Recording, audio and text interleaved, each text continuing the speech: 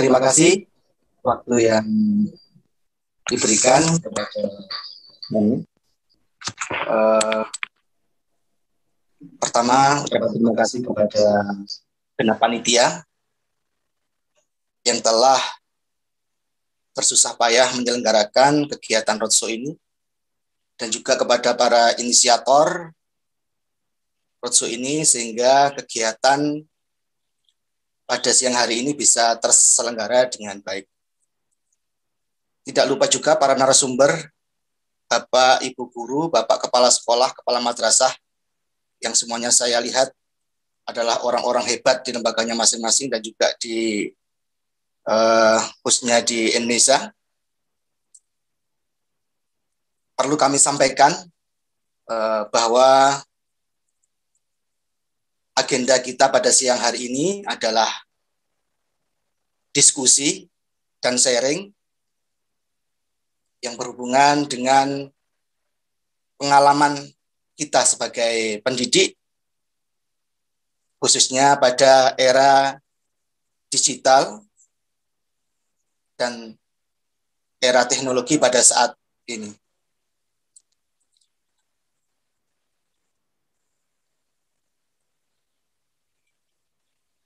Bapak, Ibu hadirin sekalian, perlu kami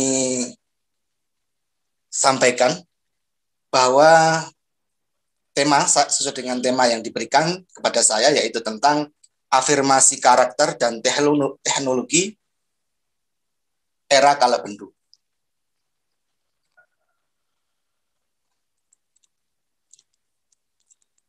Konteks pendidikan di Indonesia pada tema ini paling tidak ada 3 hal yang merupakan esensi utama yang mencakup konteks pendidikan di Indonesia. Yang pertama, yakni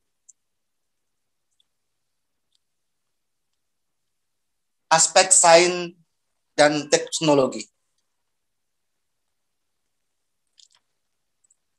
Bahwa pemerintah melalui Undang-Undang Dasar 1945 Pasal 31 ayat 5 menyatakan bahwa pemerintah memajukan ilmu pengetahuan dan teknologi dengan menjunjung tinggi nilai-nilai agama untuk kemajuan peradaban serta kesejahteraan umat manusia. Yang kedua, pemerintah juga memperhatikan aspek lain, yaitu pendidikan agama. Kita tahu bahwa Indonesia merupakan negara yang berbhinneka tunggal ika dengan berbagai suku, berbagai bangsa dan agama. Oleh sebab itu, pemerintah mencanangkan Undang-Undang Nomor 20 Tahun 2003, yaitu tentang Sistem Pendidikan Nasional, yang menyatakan bahwa pendidikan nasional bertujuan berkembangnya potensi peserta didik agar menjadi manusia yang beriman, bertakwa kepada Tuhan Yang Maha Esa, berakhlak mulia, sehat, berilmu cakap, kreatif, mandiri, demokratis, serta bertanggung jawab.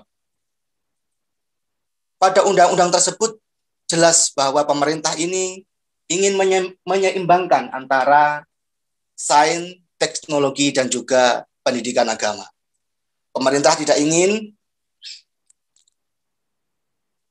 hanya sains dan teknologi yang maju, akan tapi pemerintah juga memperhatikan faktor agama sebagai daya dukung dalam penyelenggaraan sistem pendidikan nasional. Untuk selanjutnya, yaitu penguatan karakter. Pemerintah telah mengusahakan dan menyelenggarakan sistem pendidikan nasional untuk meningkatkan keimanan dan ketakwaan serta akhlak mulia dalam rangka mencerdaskan kehidupan bangsa yang diatur dengan undang-undang. Penguatan karakter ini khususnya dituangkan, dimanifestasikan oleh pemerintah yang dituangkan dalam Peraturan Presiden Nomor 87 Nomor 2017. Para peserta roadshow webinar pada siang hari ini yang kami hormati, berdasar tema tentang bagaimana, kenapa kok ada afirmasi karakter atau penguatan karakter pada peserta didik kita. Era teknologi, era digital tidak hanya memberikan dampak positif bagi pendidikan di Indonesia. Era digital juga memberikan ekses negatif kepada khususnya sistem pendidikan di Indonesia. Banyak fenomena baru yang terjadi, baik di media sosial maupun media yang lain, bahwa anak-anak atau generasi kita sudah terabrasi oleh informasi maupun hal-hal dari luar budaya negara kita sendiri. Oleh sebab itu saya ingin mencoba mendefinisikan bagaimana yang dimaksud dengan era kala bendu itu. Era kala bendu itu disebutkan dalam serat kala tiga yang disampaikan oleh Raden Ronggowarsito. Era kala bendu itu juga disebut dengan zaman edan, zaman retu, atau juga kala tiga. Kala itu artinya zaman, bendu artinya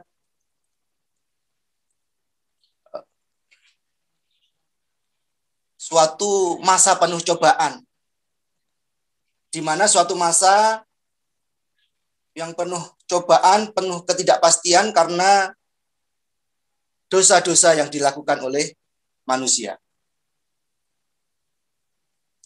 Nah, bagaimana ciri-ciri dari era kala bendu menurut serat kala tiga yang dikarang oleh Raden Ronggowarsito? Yang pertama yaitu derajat negara suram, kurang memiliki wibawa. Banyak orang yang baik, berjiwa baik, cerdas, akan tetapi kalah dengan orang-orang yang mempunyai sifat culas, kerdil, serakah, dan sebagainya. Tanda yang kedua, yaitu pemerintah dan rakyat cenderung tidak patuh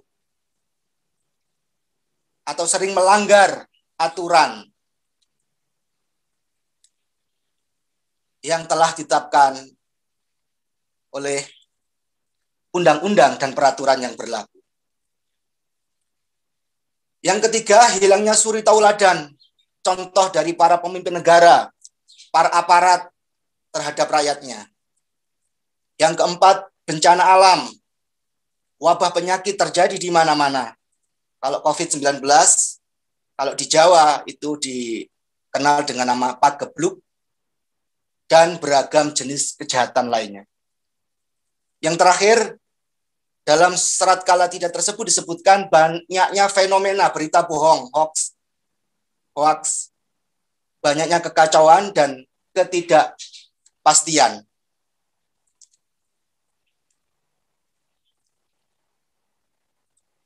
Untuk selanjutnya, bagaimana realita dan fakta sekarang ini?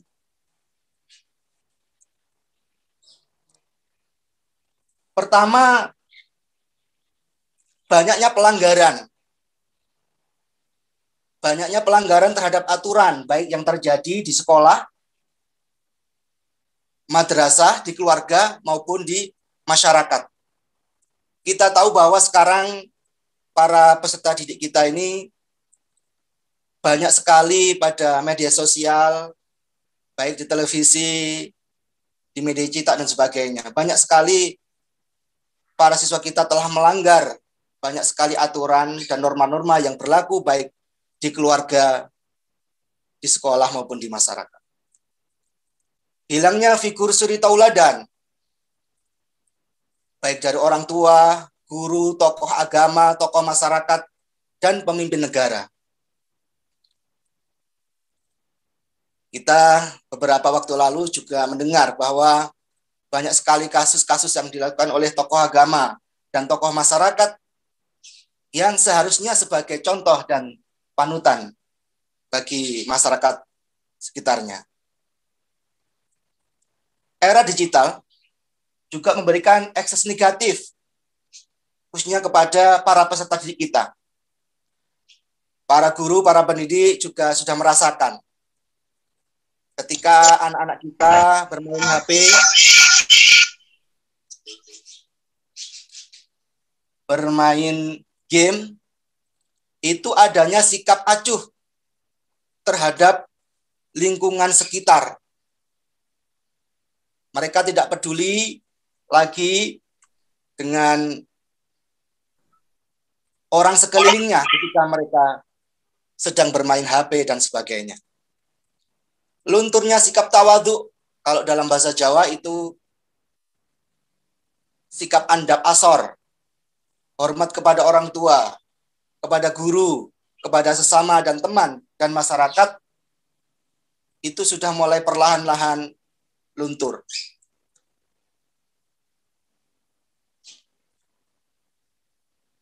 Dan juga banyaknya modus kejahatan baru. Sekarang ini kita melihat banyak sekali modus-modus kejahatan baru yang dulunya tidak pernah ada. Sekarang ini bermunculan hal-hal baru yang meresahkan masyarakat semua. Para peserta yang roadshow yang kami hormati, dalam menanggulangi fenomena-fenomena tersebut, maka perlu adanya mindset baru, adanya pola pikir baru, yaitu bagaimana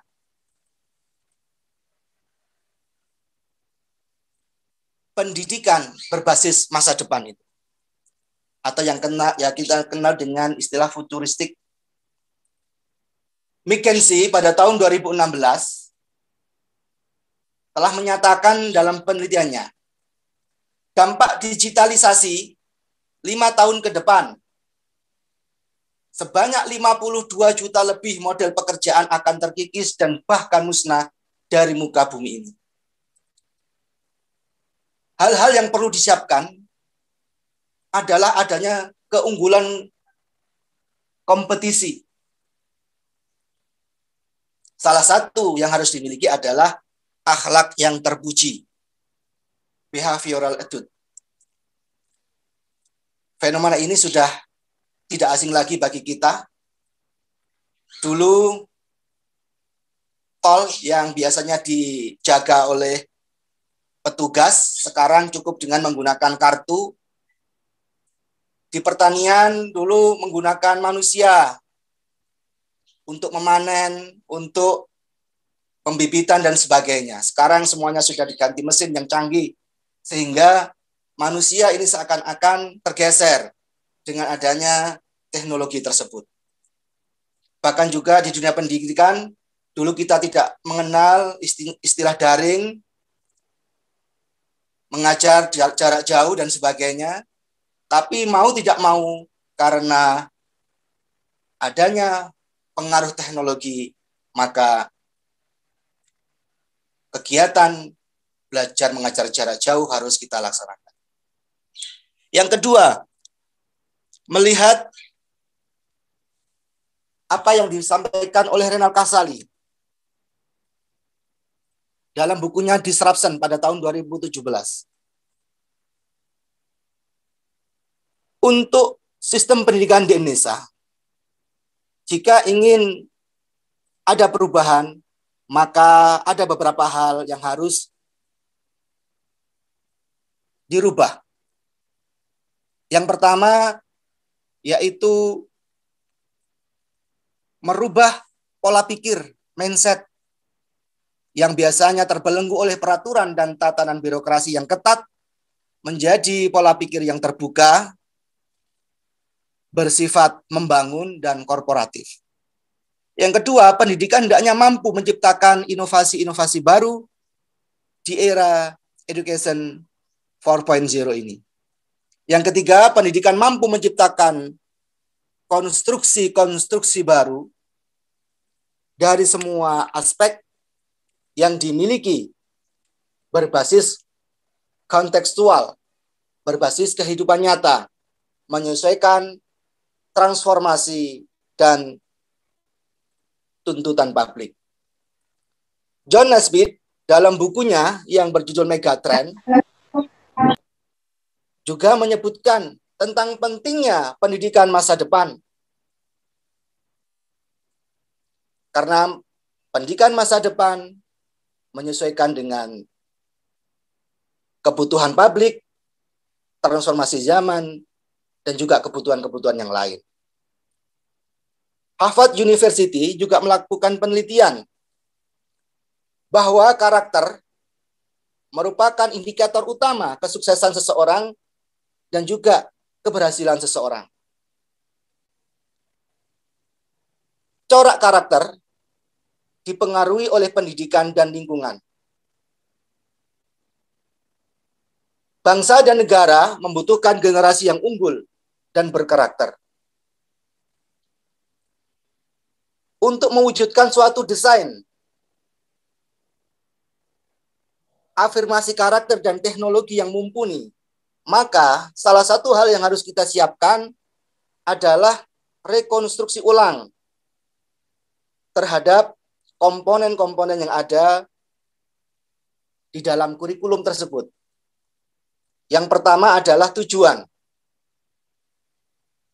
Di dalam komponen kurikulum tujuan ini, yang perlu kita tekankan adalah visi dan misi. Afirmasi karakter, penguatan karakter, dan juga teknologi tersebut kita detailkan pada visi dan misi tersebut, khususnya pada tujuan institusional lembaga. Yang kedua, isi. Salah satu komponen terpenting kurikulum adalah isi kurikulum atau materi kurikulum tersebut. Pada isi ini, kita lakukan modifikasi struktur kurikulum. Sehingga struktur kurikulum ini selain menyesuaikan dari Dinas Pendidikan dan Kebudayaan ataupun juga Kementerian Agama, mungkin bisa dimasukkan kurikulum kearifan lokal dan sebagainya. Sehingga struktur kurikulum ini adalah manifestasi lembaga. Manifestasi lembaga untuk mewujudkan tujuan bersama. Metode dan strategi model pembelajaran harus aktual. Aktual artinya harus sesuai dengan transformasi zaman. Sekarang kita kenal dengan model pembelajaran abad 21. Yang terakhir yaitu evaluasi. Pada konteks evaluasi, aspek evaluasi ini harus ada inovasi-inovasi baru. Bagaimana penguatan karakter kepada peserta didik kita ini betul-betul bisa maksimal. Betul-betul bisa dirasakan ada perubahan karakter peserta didik kita. Model desain kurikulum yang saya tawarkan ini pada dasarnya adalah hasil riset dari dua lembaga, yaitu DSD Plus Muhammadiyah Brawijaya dan MI Paradigma Baru. Bagaimanakah desain kurikulum yang futuristik itu atau yang berbasis masa depan? Yang pertama, berpusat kepada peserta didik. Learner Center Design.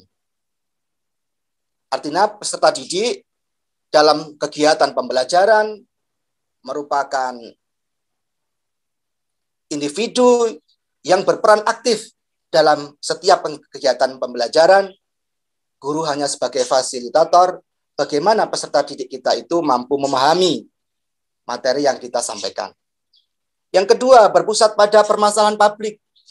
Kita tahu bahwa setiap lembaga mempunyai kebijakan masing-masing dan juga masyarakat lingkungan yang berbeda-beda. Di situ kita sebagai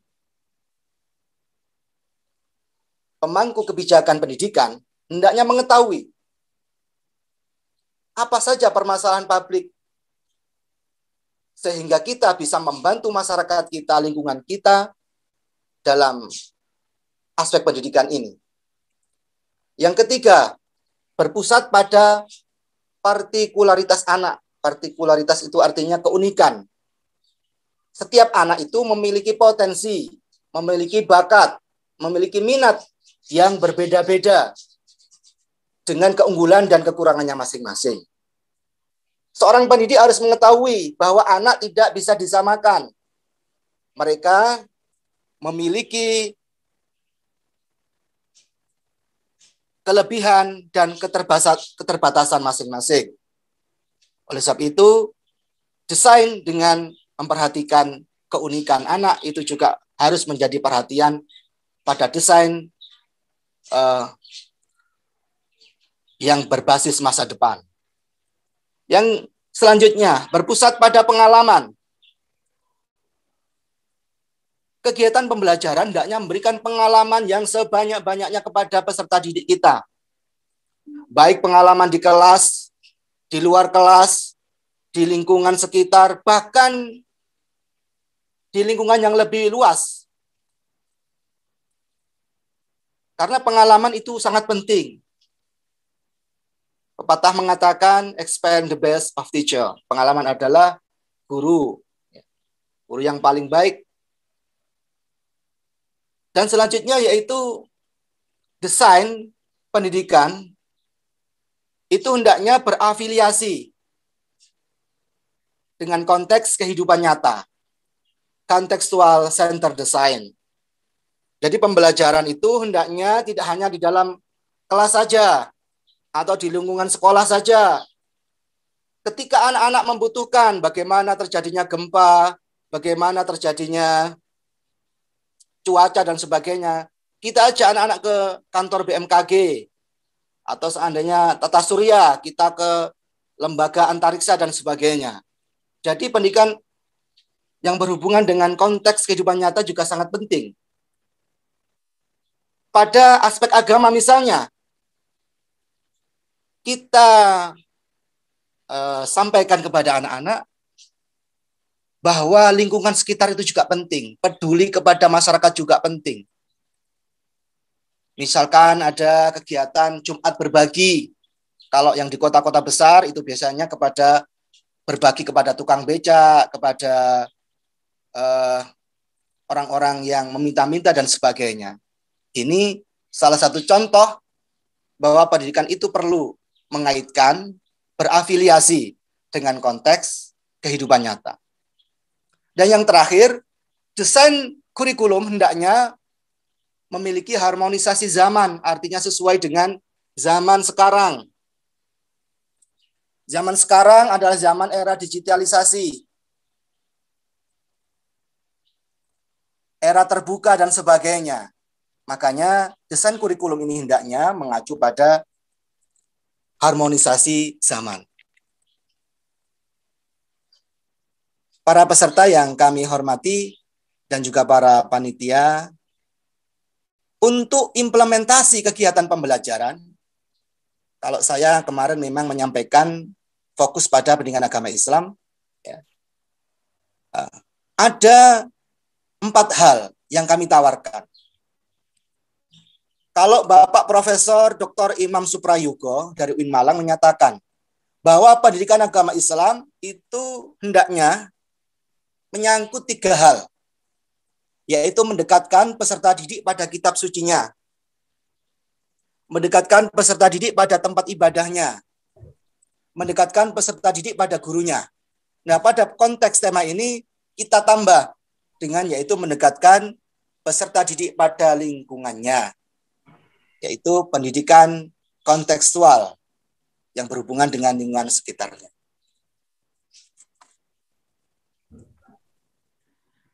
Pada kesempatan ini,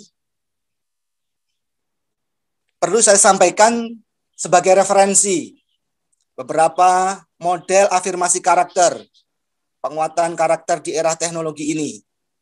Mungkin sebagian sudah dilaksanakan, diaplikasikan oleh lembaga. Tapi di sini kami hanya ingin menyampaikan, barangkali bisa sebagai referensi. Yang pertama adalah model tadhkirah, yaitu adanya keteladanan. Keteladanan itu penting, Bapak sekalian, karena guru merupakan figur, merupakan model bagi anak-anak kita. Merupakan model bagi anak-anak kita, sehingga guru akan sangat mudah sekali ditiru oleh anak-anak. Kadang kita masih melihat, kalau kita menyampaikan kepada siswa kita, jangan, kalau belajar, jangan telat, harus hadir tepat waktu atau sebelum waktunya. Tapi kadang masih ada beberapa guru kita itu yang telat dalam kegiatan pembelajaran. Ada guru yang merokok, padahal kita menyampaikan kepada guru kita, jangan merokok dan sebagainya. Ada juga guru kita menyampaikan kepada anak kita, jangan sering main HP, tapi guru-guru kadang juga masih sering bermain HP dan sebagainya. Ini. Ada juga yaitu arahkan. Peserta didik harus senantiasa kita arahkan. Kita beri motivasi. Kita berikan pembiasaan. Setiap hari kita ingatkan.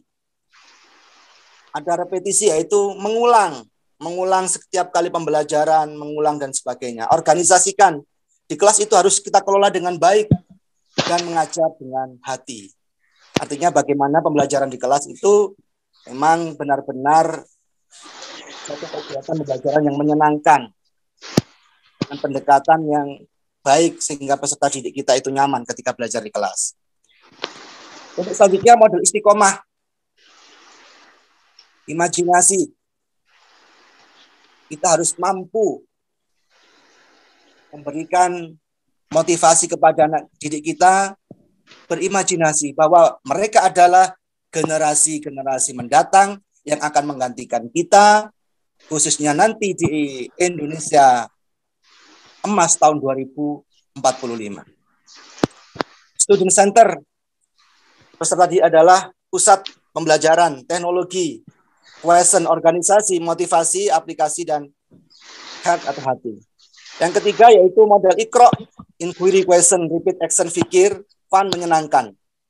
Pembelajaran di kelas harus menyenangkan, jangan sampai ketika anak-anak kita berangkat ke kelas atau masuk kelas, guru itu adalah figur yang menyeramkan, figur yang suka menghukum dan sebagainya. Maka kita harus bisa menciptakan bagaimana kelas itu menyenangkan. Sistematis, terstruktur. Pembelajaran di kelas itu harus terstruktur dalam rangka memberikan penguatan karakter kepada peserta didik kita. Dan yang terakhir yaitu zikir, doa, zikir, iman, komitmen, ikrar, realitas. Artinya ada religiusitas yang harus kita tanamkan kepada peserta didik kita, sehingga kalau nanti ketika keluar dari lembaga kita memiliki karakter yang baik, memiliki religiusitas yang baik. Untuk selanjutnya, yang kami sampaikan dari awal bahwa riset ini adalah, karena ini kan hanya sharing, diskusi, jadi perlu saya sampaikan bagaimana implementasi kegiatan pembelajaran di dua lembaga tersebut. Yang pertama, model strategi dan pendekatan yang dilaksanakan yaitu model pembelajaran abad 21. Model pembelajaran abad 21 itu ada 5 pilar utama pembelajaran, yaitu belajar untuk mencari tahu, belajar untuk mengerjakan, belajar untuk menjadi pribadi, belajar untuk hidup berdampingan, dan belajar untuk memperkuat keimanan, ketakwaan, dan akhlak mulia. Pembelajaran abad 21 juga menekankan tentang 4C, yaitu critical thinking atau berpikir kritis, pemecahan masalah, komunikasi, kreativitas, inovasi, dan kolaborasi. Oleh sebab itu dalam model pembelajaran abad 21 tidak terlepas dari kegiatan pembelajaran dengan pendekatan saintifik dengan textual and contextual learning.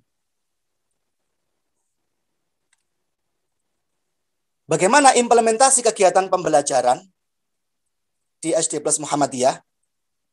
Yang pertama mengimplementasikan 5S, salam sapa dan sebagainya.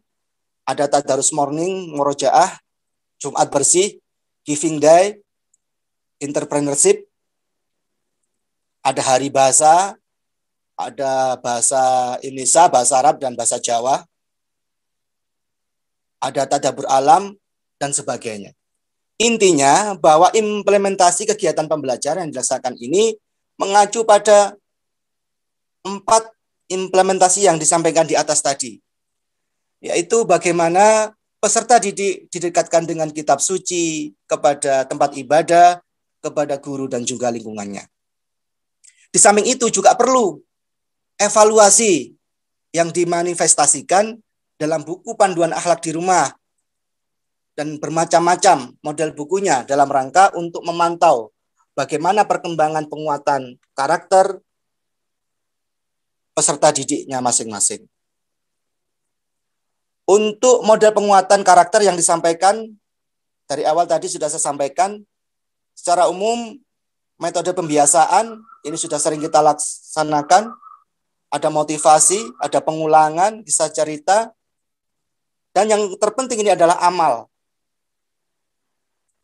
Artinya ketika kita memberikan pembelajaran kepada peserta didik di kelas, misalkan tentang gemar bersedekah, berarti kita harus langsung hubungkan dengan konteks kehidupan nyata.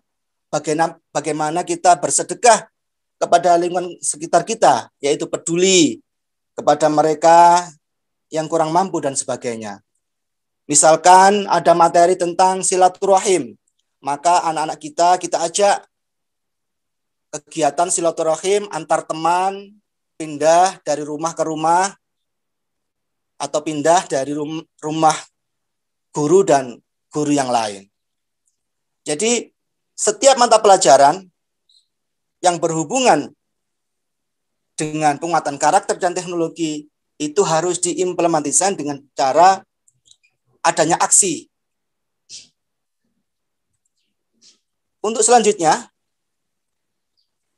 ini sekedar referensi di Madrasah Ibtidaiyah Paradigma Baru. Model dan strategi hampir sama. Untuk implementasi kegiatan pembelajaran,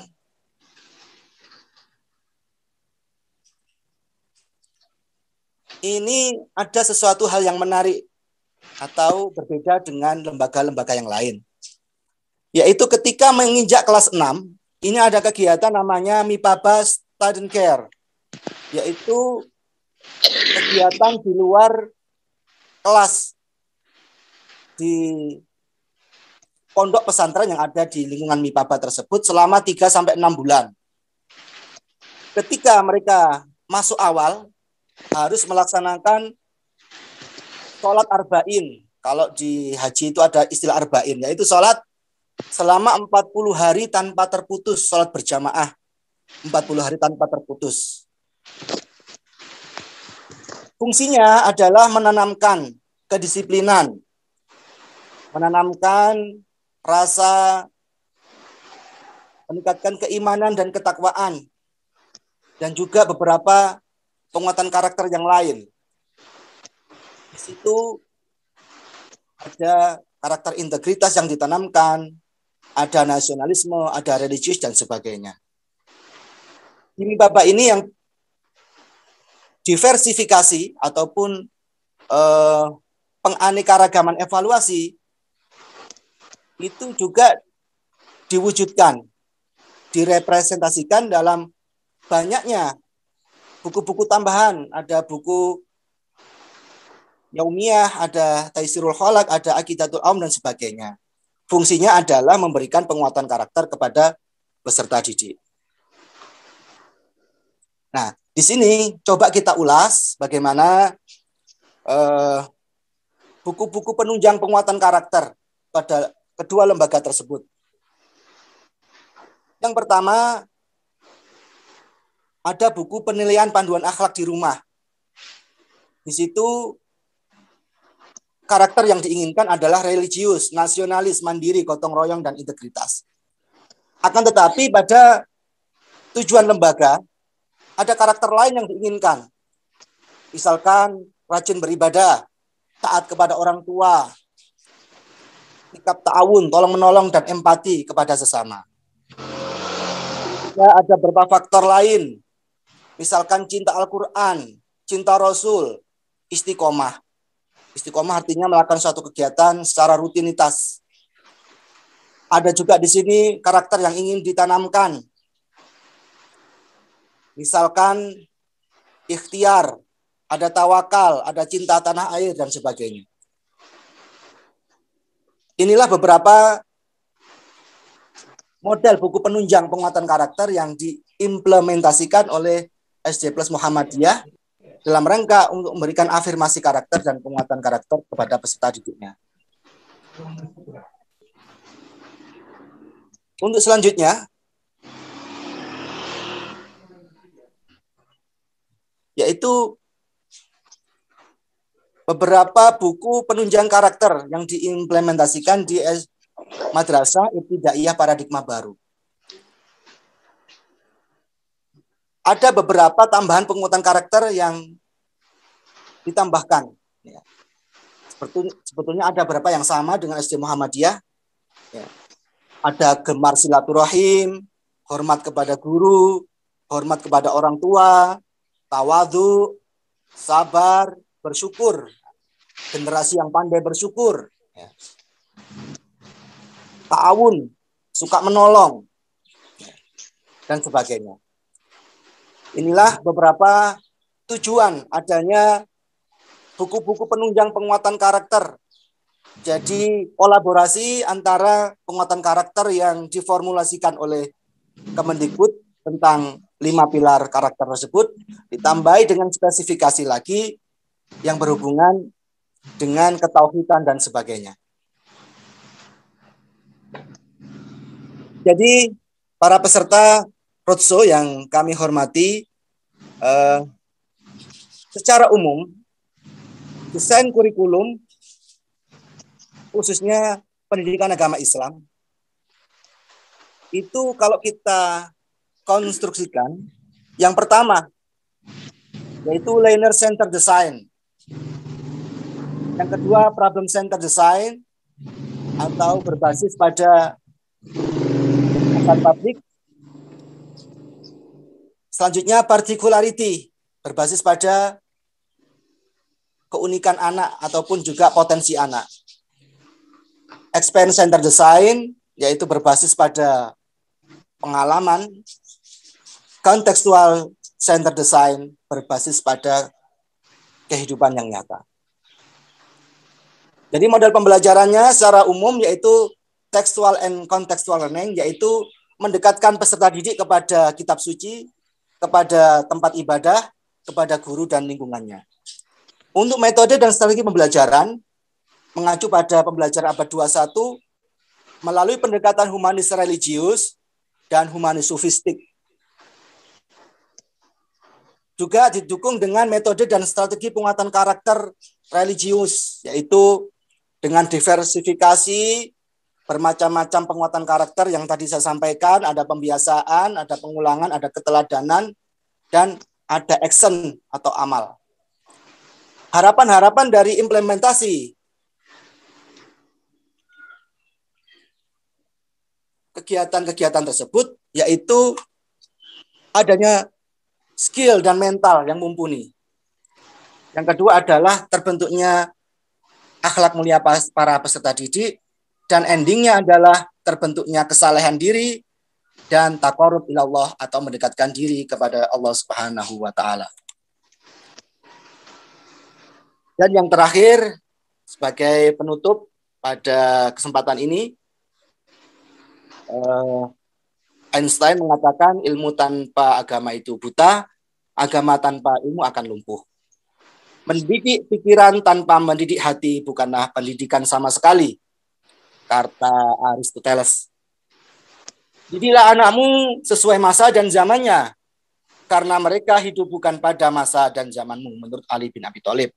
Sehingga tujuan pendidikan pada intinya adalah kesuksesan dunia akhirat. Arada dunya fa'alaihi bil ilmi, wa man arada al akhirata fa'alaihi bil ilmi, wa man aradahuma fa'alaihi bil ilmi. Barang siapa yang menginginkan dunia, maka hendaklah berilmu. Barang siapa yang menginginkan akhirat, maka hendaklah berilmu. Dan barang siapa yang ingin selamat kedua-duanya, maka ia juga hendaknya berilmu. Demikian yang dapat kami sampaikan. Mungkin nanti bisa kita diskusikan lebih jauh, bisa kita sharing bersama-sama bagaimana pendidikan yang selama ini kita laksanakan di lembaga masing-masing.